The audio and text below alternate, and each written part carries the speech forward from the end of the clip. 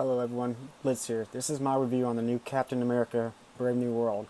Before I get into the review, please do not leave any song requests in the comments. I get annoyed by that, and when I do these types of videos, I will just ignore them. Leave them on my normal videos. To let you know, to let you all know, this will be a heavy spoiler review. So if you don't want to be spoiled, don't watch this video. And if you don't care about spoilers, I might have butchered that, but sorry. Then watch at your own risk. I think the critics are way too harsh on this movie. I actually quite enjoyed it. I'm not gonna do a deep dive on the movie. I'm gonna sit down for 10 to 20 minutes, just going to give my thoughts and opinions on it. I'm gonna go over a few of the characters and the problems with this movie. I actually like these spy thriller Marvel movies because I think they're really cool. This movie was supposed to release last year, but it got delayed. A few reasons why I think that. The movie was going through some reshoots to fix up some things. The action is one thing, and this movie did go through a writer's strike back in 2023. And another reason is people lost interest in this franchise with the many amount of projects they released over the last 3 years. If they released this before Deadpool 3, it was going to fail, so they just delayed it. The plot of this movie focuses on the dead Celestial from Eternals. If you don't want to watch that movie, if you don't want to rewatch that movie, I don't blame you. Here's a small reminder. Some immortals try to stop a space god from being born and destroying the planet. The president, the former General Thunderbird Ross, played by Harrison Ford, formerly played by William Hurt, who passed away a few years ago. The way they explain the recast of the character is that he was running for president, and the way for him to win was to shave the mustache. Yep, that's it. That's how they explain it. I'm not joking, guys. That's seriously how they explain the recast.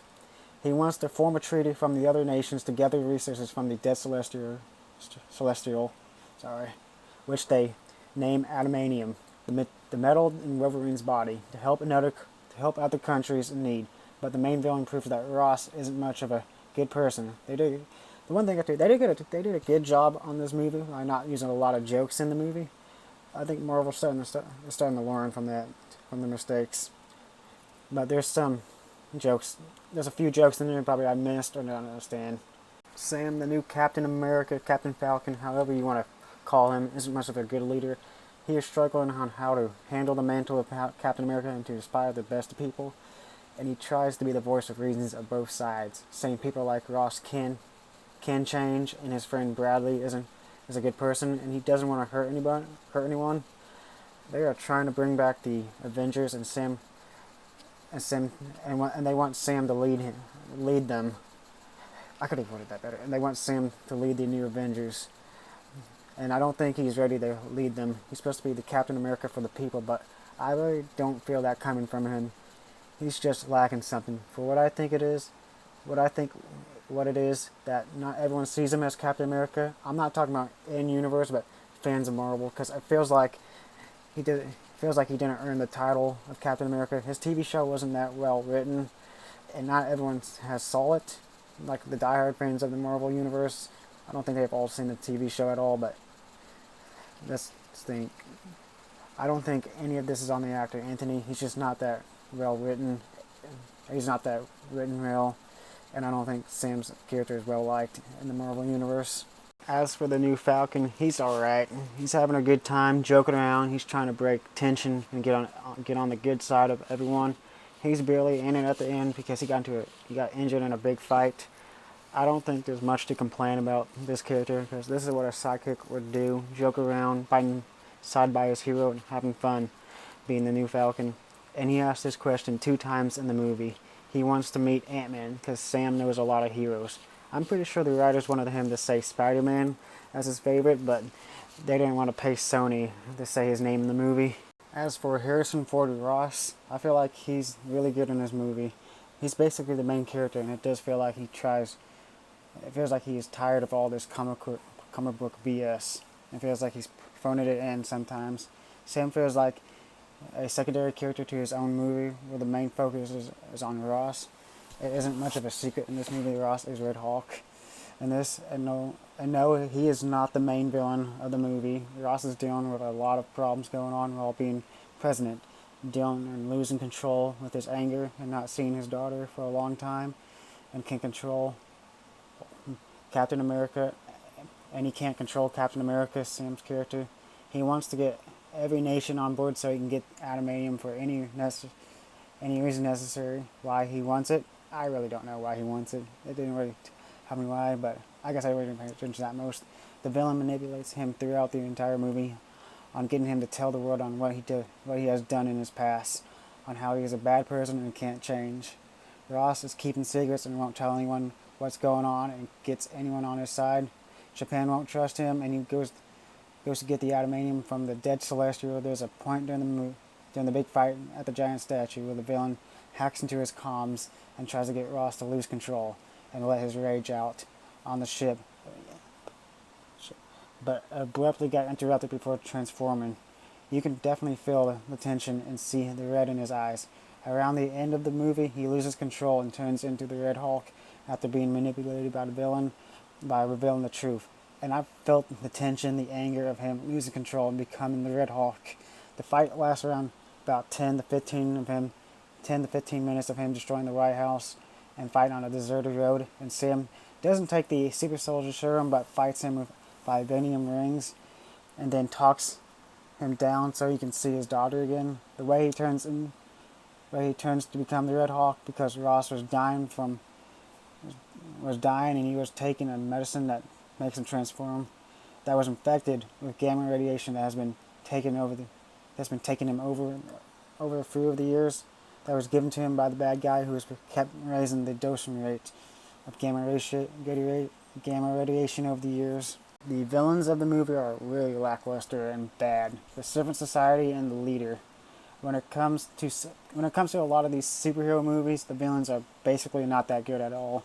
A member of the Servant Society, I don't know the name, so I'm just going to call him Gus, the Breaking Bad actor, was hired to steal a piece of adamantium from Japan to give it to the Leader, and was kind of stopped by Sam.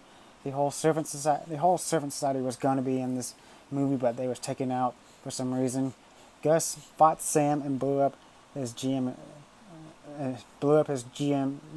truck, and they had a small fight. And during that fight, my friend turned to me and said, "How much do you think that GMC paid to have one of their trucks blown up?" I really don't know the answer to that, but it must have been a lot. The Leader is the main villain of the movie, and his goal is to show the world on how Ross is not that much of a good person and someone that cannot change at all by mind control. By mind controlling anyone those around him with a certain sound frequency, by exposing to the world the dark secrets that Ross has done in his past and what Ross did to him, locking him up and experimenting on him and using his mind after Hulk's blood warped his mind. He tries to get Ross to lose control on the ship. He mind control pilots, USA pilots, to make them attack Japan soldiers at the Dead Celestial to start a world war with Japan, and blames it on Ross. Sam and the new Falcon managed to stop it, and the fight at the Dead Celestial is really cool at most.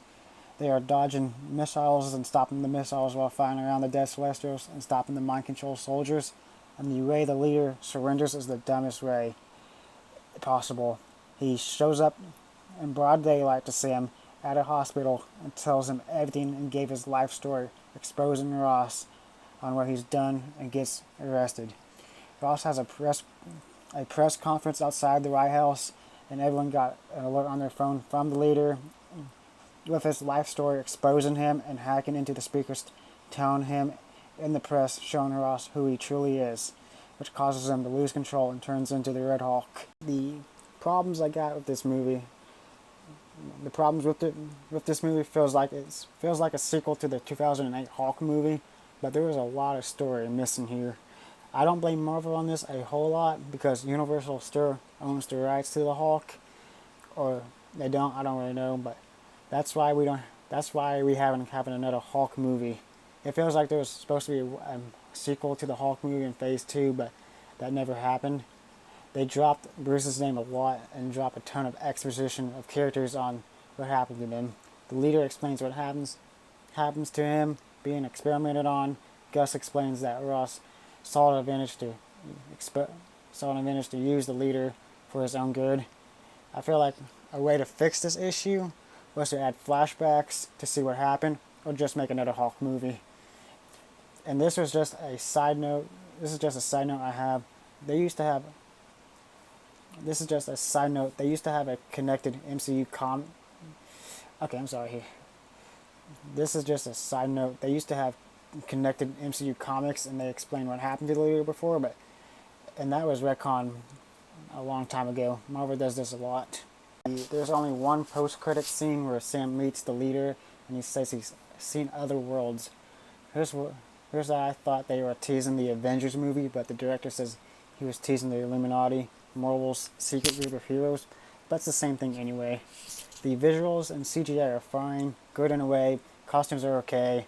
Makeup on the leader is bad. Anthony the actor, he has a really good reason to annoy Tom Holland getting the movie, but it's still not a Falcon movie. And the fights were very lackluster in the beginning, but they got better over time in the movie. And Red Hulk is terrifying. And one thing I heard, that the studio had no hope in this movie, and I think they underestimated it. It's a solid movie. They were too harsh on it. One of my nitpicks is how do the humans know how to call it a celestial? Did they figure that out on their own, or did someone tell them it was called that? Sam should have his own trilogy with Great Riding. I can tell you that.